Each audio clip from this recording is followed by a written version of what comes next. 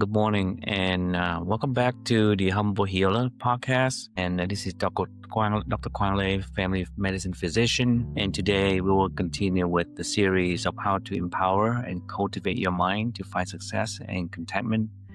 This is part 3.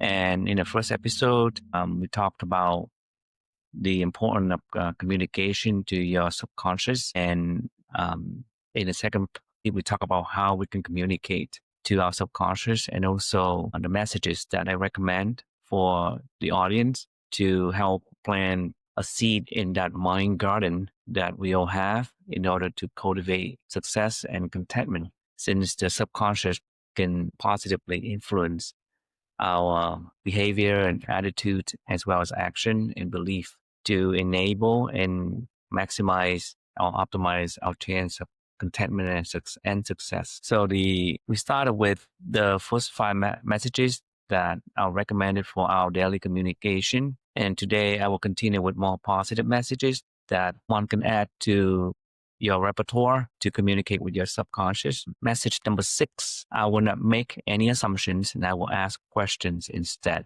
Have you ever assumed something was seriously wrong with one of your relationships simply because the other person failed to say hi one time? Well, similar things happen to everyone, and it's just one example of how assumptions create problems. After all, when you make assumptions, you think that your thoughts must be true, and you feel duped when they turn out not to be. This is a major issue, and most assumptions have just about no basis in reality. They only appear real in the imagination. So when you have a hard time understanding something, you assume you know what it means. Then when the truth becomes clear, you see it actually has an entirely different meaning. Such out of control assumption can also cause serious problems in relationship, as people often assume that their partners know what they're thinking.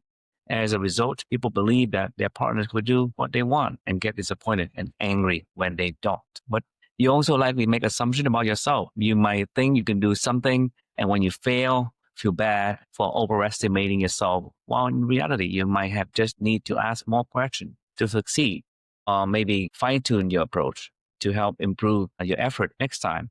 So assumptions are damaging, and you should replace them with courageous questions instead. And while asking questions can be difficult, it's the only way to beat back against assumptions. And for me, I'm also trying to teach the kids to do the same. Don't make any assumptions, especially when it's accusational against their siblings or others, friends, and so on. It's very important to hold back and get more information before making any conclusion about things that you have perceived. Message number 7, I will do my best today and forget the rest. Anything we do comes with this fact: more efforts lead to more rewards. Whatever the outcome is, you are still a winner for putting in your best effort. The process is more important than results, since the process is a better indicator of long-term success than the immediate outcome. Actually, a lot of times failure teaches us a lot more than success, and success can create complacency and hubris, and then arrogance and so on. That's, if not put in control, can really defeat or reduce your chance of success in life. When asked whether he was the best quarterback of all time, the great Tom Brady said he did not care whether he was the best quarterback, but he only cared about being the best that he could be, which happened to be the same in his case. But for him, that's all that matters, because you can only do the best that you can. And regardless of what other people think, whether you're the best of all time or not, if you do the best that you can, that would be good enough, no matter where you end up as in your legacy on the playing field. Also, regardless of outcomes, when you put in your best effort, there is nothing to be ashamed about the outcome.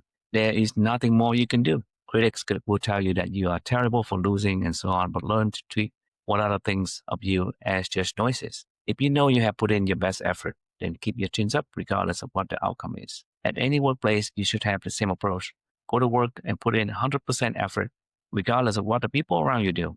You may or may not inspire your coworkers to work harder, but you'll get more fulfilled at work for putting that extra effort. More importantly, your work ethics will over time gain positive attention from both coworkers and management, and securing your position in your team. It's not about perfect, it's about effort.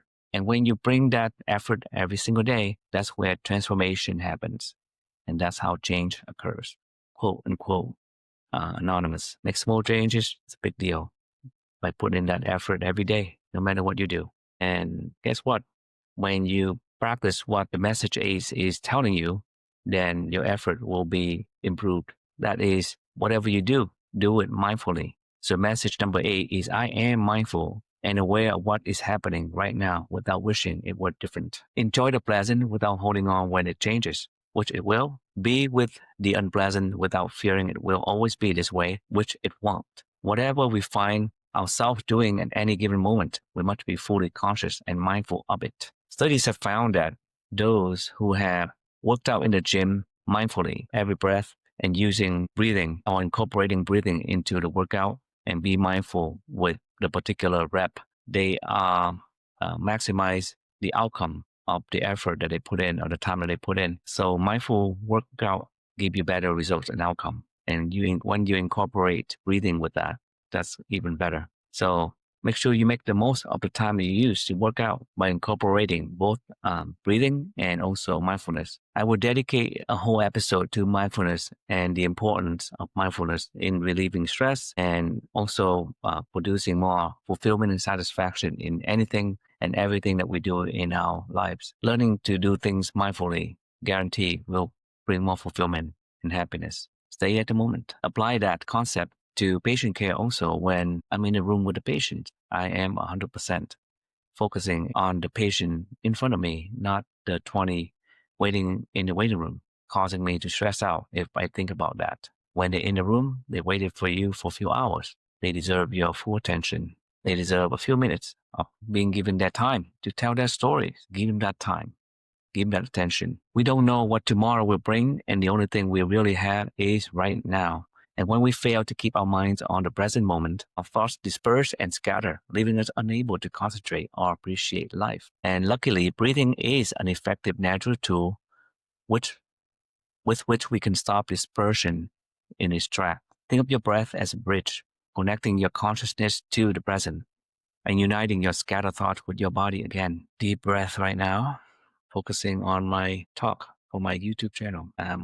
All in with this present moment. Yesterday is history, tomorrow is a mystery, today is a gift, and that's why we call it the present. I learned that from the Kung Fu Panda, the movie, and my kids laugh at me all the time. One even got me a shirt saying those things because I've told them so many times, my kids, that they even remember to do that. But it has a point. Stay at the present moment. It's a gift to you. Don't wish your life away. Don't waste your present moment away for the future. Don't stay mad for too long. Learn to forgive and love with all your heart. Don't worry about people who don't like you and enjoy the ones who love you. With that, I will end this short episode on these 3 messages, and I will have more in the next part of this series. The last message will be my favorite, and I look forward to sharing that with you, and we'll come up with a few more for you audience as part of your message communication repertoire to your subconscious. I hope everyone has a Thanksgiving, but I will be recording one episode on Thanksgiving, hopefully, or at least on Wednesday night.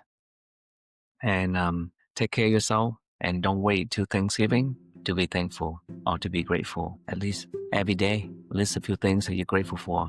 Be as specific as you can. We talk about that. Thank you for taking your time to listen to this podcast, and please subscribe, like, and share with family and friends. Take care.